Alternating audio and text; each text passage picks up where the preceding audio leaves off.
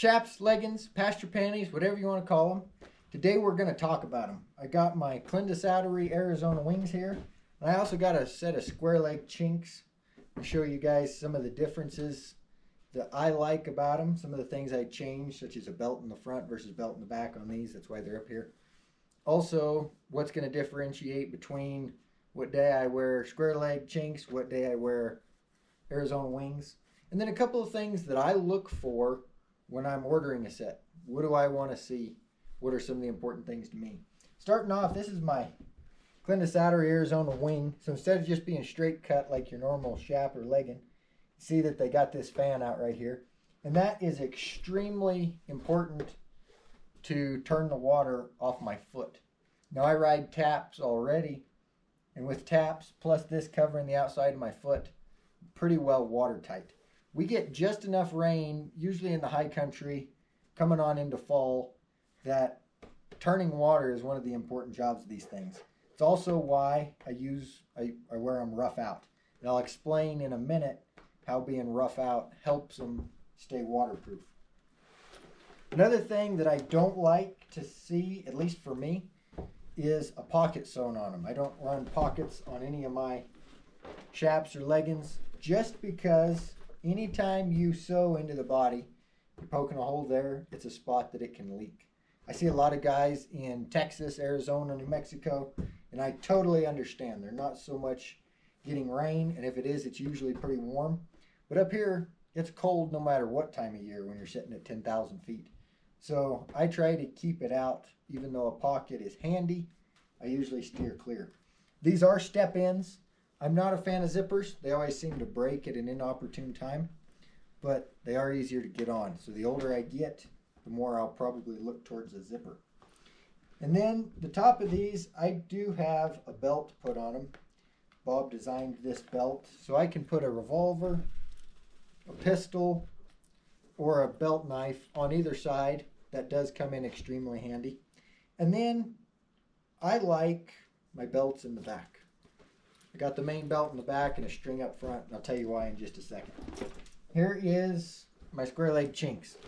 These are a set that the first set I ever made. They did not turn out very good, but I've put them through quite a bit of use. They're slicking off pretty well, and they seem to suit me just fine.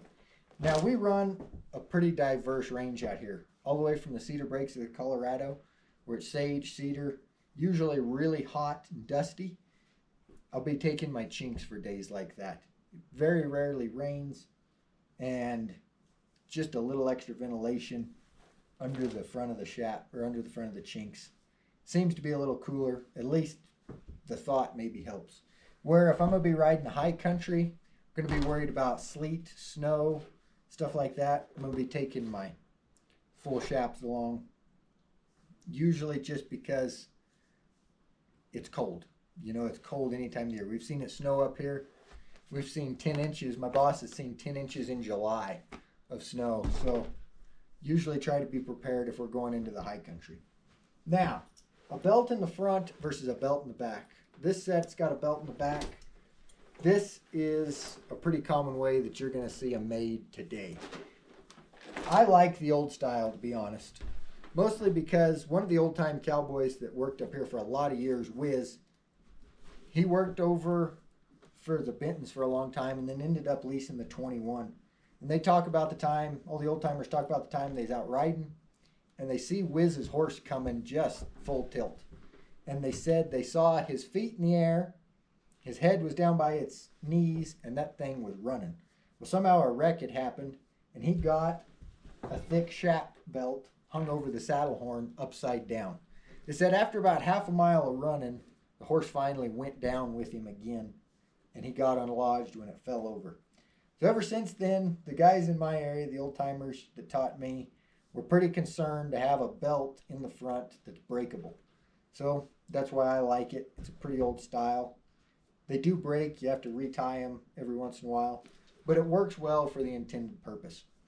Another thing is rough out. Both of these are rough out. Now why? Well, the only waterproof part on these is actually the skin membrane. The skin membrane is the waterproof side, and it's about as thick as a piece of paper.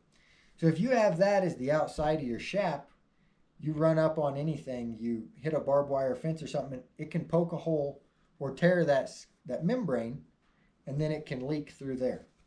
Where if you turn it rough side out, everything that you hit is going to have to poke almost all the way through it and cut that paper thin skin membrane on the inside.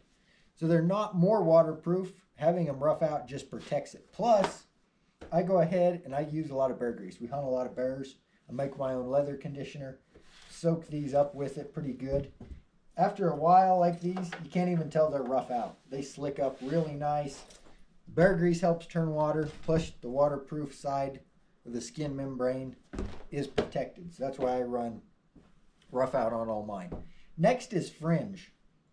These I didn't do a very good job on them, but the fringe is cut into the body of the chink, and I am not a fan of that. It's all right, but when you get to doing lots of stuff, if you hook your fringe somewhere and it rips, it's going to rip into the body of either your chaps or chinks, and well, then now you got to tear in the body. Whereas if you sew it on or you lace it on, like these, a lot of times they'll lace fringe down the back between the two pieces here. That's not going to happen. If you hook your fringe, you might rip it, but it's just the sewn on to the laced on piece. So I like that just for the fact of not tearing all the way through. But I do like fringe on them. Fringe, main importance is to shed water, but it also looks good, to be honest. And then, like I said, step-ins. You know, these I generally wear as a step-in. I don't unbuckle them every time. But the nice thing about chinks that are built like this is they can fit anybody. A lot of times if we have a kid that's coming up to the ranch, I'll give him a set of my chinks just because they're not so tailored to a person. They can fit big legs, they can fit short guys, tall guys, and still be of some pretty good use. Those are a couple of my thoughts on them. I like a belt in the back, sewn on fringe. I do like some reinforcement. I got them reinforced along the back here. And reinforcement on the inside, which these don't have, is a good idea if anybody is getting a set made. But yeah, I got a lot of use out of these. They've slicked up pretty nice. They turn water well. Anybody wants the bear grease recipe that I got, let me know. I can send that to you, or I'll leave a link in the comments. And if you have anything that you'd like to see on your chaps, chinks, leggings, pasture panties, whatever they are, any cool thoughts, leave them in the comments. I'd love to hear.